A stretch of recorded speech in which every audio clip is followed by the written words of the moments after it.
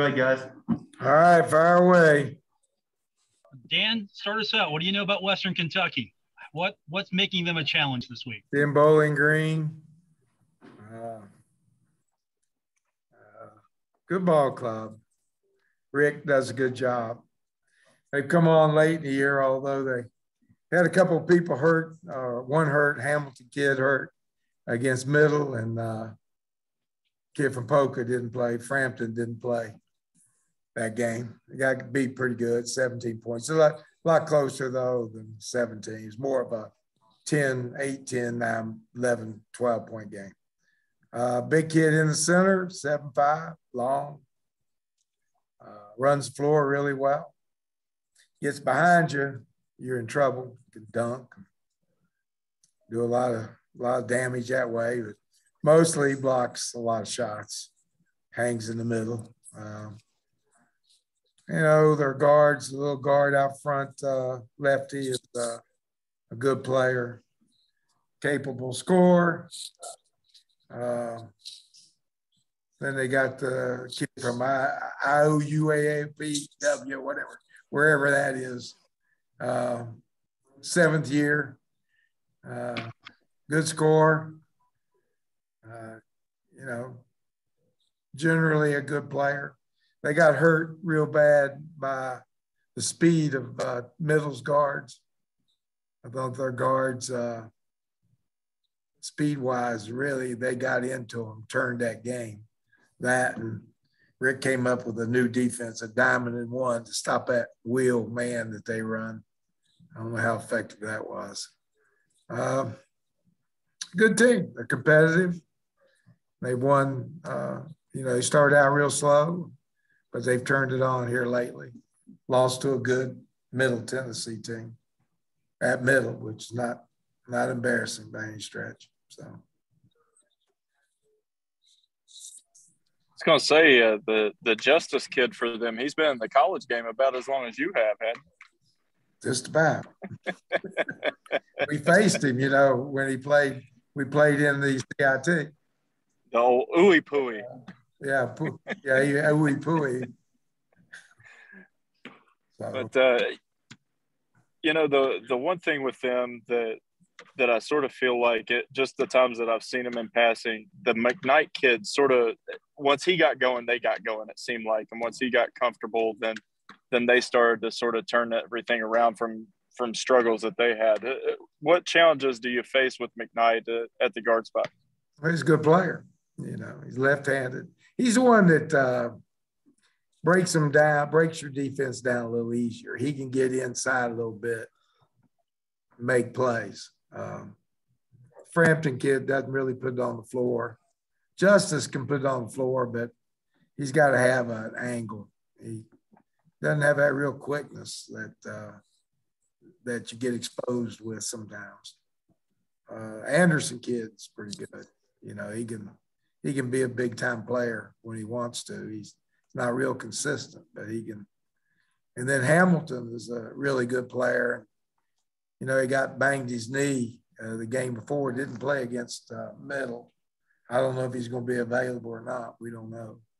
But they were down a couple of men going into that game. So, overall, good little ball club. They've got some defensive issues, but offensively, they're very good. And their defensive issues extend to the outside, not around the basket, because they got that big kid. And they're not deep.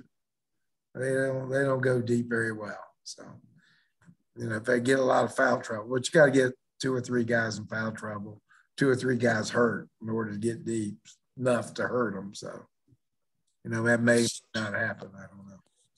Dan, what's your message this week to your guys about valuing possessions? And, a lot of these games have turned on one or two possessions. Right? You say we turn the ball over too much? Well, just the other day. How about that one? It's the same message I always give. And again, I talk more about the other team to y'all than I do my team. It's really all about us. I'm a great believer that you focus on your team, not so much the other. Not to say you don't do a scouting report, not to say you don't set your defense and how you're going to guard your sets. But most of your talk and everything is about improving your game and playing our game against them, whether it be defense or offense. And so we do the same things. Again, you just don't quit. You just keep plugging, you know. We are who we are. We just got to keep trying to get better, eliminate mental mistakes that we make. You know, we play a pretty high risk offense that has a lot of ball movement, quick movement, and we throw lobs and we do things. And, you know, I guess as a coach, you can look and say, oh, we're not doing it very well. We need to stop and start getting into a grind game. Or do you say we're going to play that style? We got to teach them how to do it better. You know, which way do you go? You know, my way of thinking, the way I coach is that we get better. You know, it's always about us getting better, not trying to, you know, if you give up on what we do, and I'm saying to my players, you're not good enough. And I'm not one that does that. You know, I try to make everybody feel like they're NBA players, sometimes to a fault. when I was in the NBA, I had a former Sauk City high school player. He was 37 years old playing in a men's league with 2 kids. And he came up to me, he said, Coach, you need to get me in the NBA. I can do what Boris Diaw does. With a straight face. I know you could, given the right opportunity. But I had him convinced, even from high school, he was that type of player. You know, so, you know,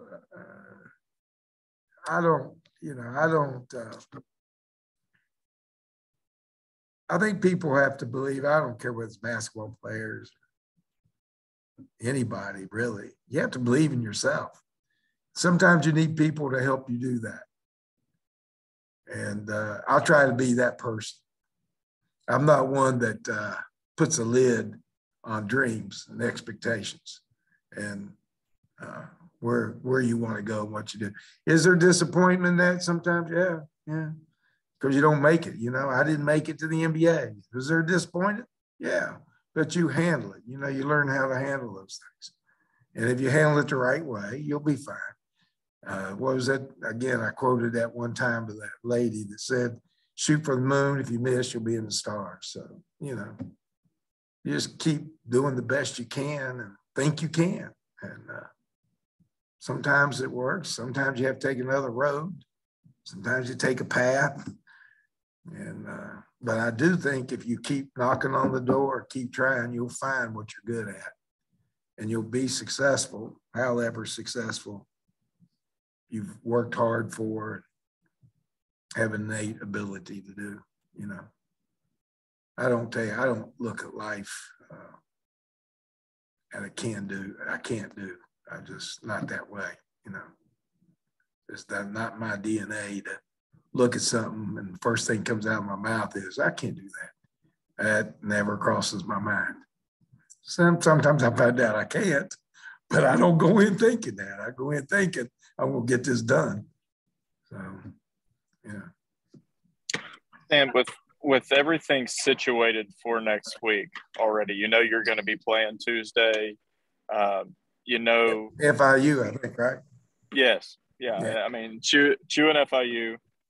How big is this week just a fine-tuning week to get ready for the conference tournament? Because you've been looking at, you know, we want to be our best at the end of the year and we can still win that tournament. So how much of this is fine-tuning this week against Western Kentucky, which, you know, brings a lot of different looks to the table? Well, I'll remind you of 19 or 20, somewhere around 2013 or 2014, Connecticut had to win 5 games, and they won 5 games, won their tournament, and then went on to win the national championship same year. They were in the play-in game on the Big East, won the tournament, and then went on to win it. So it can happen, you know. It happened, but it's happened before, so it can happen again. As far as preparing, we go one game at a time. And that will prepare you for the next one, because you're always trying to go better this game, better the next game. I don't think you look way ahead to try to get better before you play the game you're playing. I'm always, like I've told you, I don't think you take the game with you, but I don't think preparing way down the road.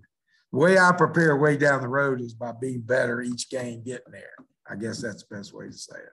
Not to sit there and think, you know, I'm doing this for 4 games down the road. I don't do that. It's just next game, how can we get better? Because we're going to run our stuff. It's not like we're changing this one for this team and that one for that team. We just run our stuff. You know, we have a system. I think Brad Smith said it best when he was talking about the coach at San Francisco. He said, you can always, and I'm not saying that I am, but he said, you can always tell a good coach because they always have a system of how they're going to do things. And I do think that's important. You have to have a personality, you know, what is it? And then you have to make it good enough to compete and win ball games and stay hired. Other than that, you get fired.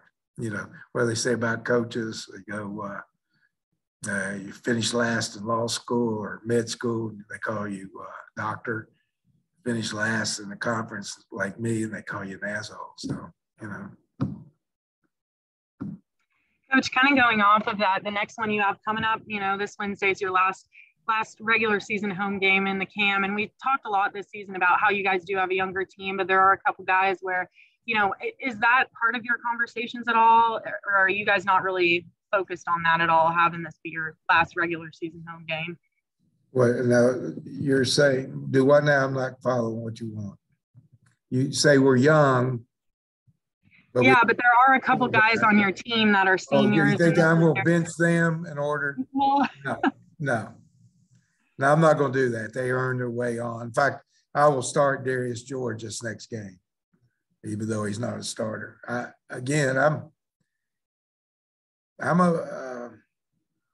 would say a player's coach, but I think I'm a human coach, you know, first. And then not to say that you make tough decisions that, you know, young kids don't want to hear. I got to tell some people some things they don't want to listen to, or I know it's going to hurt them. I don't like that. You know, it's like when you had my 3 boys, I busted their tail a few times, but I didn't get any enjoyment out of that. I didn't want to do it. It just felt like it had to be done. And so if at all possible, I'm a human coach first, and then a team coach. And then overall, though, I think the overall factor is they have to understand that I have to do what's best for Marshall University, period. It's bigger than all of us. When we're all gone, there'll be somebody else here. It'll be just as important as the people who were here before. And as my dad said, I got all these stories. My dad said, if you think you're important, he said, go get a rock, stand in front of the lake, throw it in the lake, and you'll see this ripple.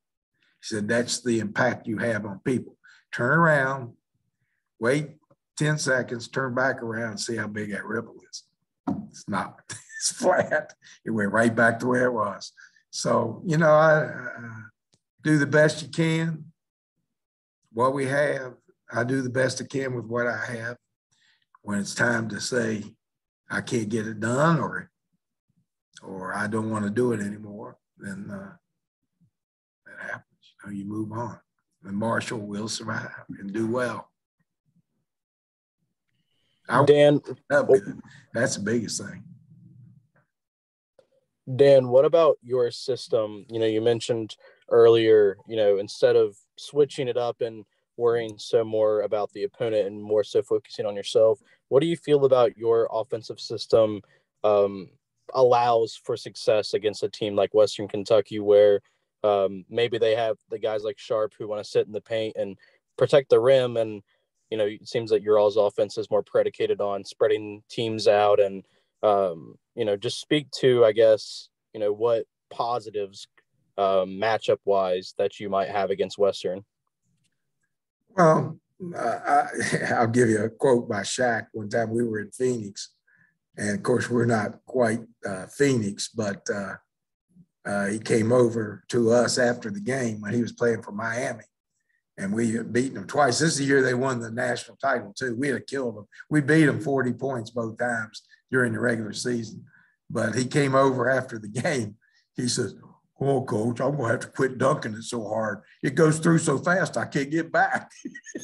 So, you know, this kid can run pretty good. But, you know, we spread out. He doesn't like to come out from beyond the floor. But, again, I don't know that we have a team this year. If I had Penova, or if Gorin could get hot, get out there and make 2 or 3 or 4 threes, if Penova is a little more consistent at it. Gorin can, but he's not been consistent with it.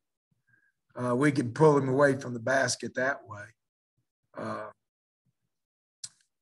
You know, you just got to use your quickness around him. I think our system, the 2 teams are in front. Is Middle, North Texas. Both of them play really kind of an open center system. So, you know, that's kind of where everybody's going. It's not new anymore. It was when we brought it in to the college, and it was when Mike brought it into the NBA. But a lot of college teams are doing it now and do it well. And so, you know, you got to give them credits. Like I said, you might have the best hamburger today, but if you don't build on it, somebody will top it tomorrow. So, you know, you just keep working at it. We can spread the floor. We're a good ball club when we play. We're just not consistent enough to win games. I mean, we played Middle twice. Comes down to the last shot. Well, they're in first place. Played North Texas, 4-point game. They're in first place. Beat UAB when they were in first place. I mean, it's not like we can't gear it up.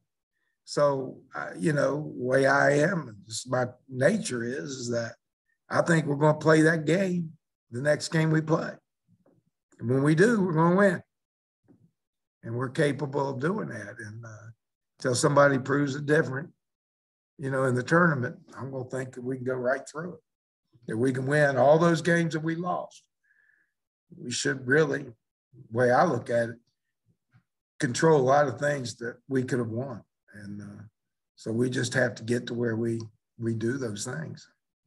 Get a little swagger about us and believe in yourself. Enjoy playing. And, you know, give you all my little quotes, but Dad also said if you run in a race and you look back to see who's catching you, you'll lose the race. Just run, you know, just run. And that's what we're going to do. We're going to just run, not look around who we're playing, down the other end of the floor, or who up in the stands is a skeptic, or who's booing you. Who cares? Just run. And then we'll live with the results, whatever that is. Coach, you talk about the tournament. You play Western on Saturday with the game on Tuesday. Do you guys fly down from Western to Dallas, or do you guys come back here for a day and then fly to Dallas before Tuesday? I think we're coming back. I'm pretty sure we are. Yeah, we are. We're coming back. It's pretty tough. That's probably, you know, it's funny. We talk about all the tough road trips and everything. And one of the closest ones, the hardest road trip, because it's 4.5 hours in a bus. You know, it's a lot easier. Our travel to El Paso was easier. We got on a plane, was down there in 3.5 hours, came back. That's a lot easier than a 4.5 hour bus ride. So, you know, it a little bit depends on how you travel. And that's a tough road trip for us to do right before the tournament. But we're going to fly down to North Texas, Dallas, and give it a go, see what happens. All right, go film time. Grant, quit smiling, man. You need to shave too.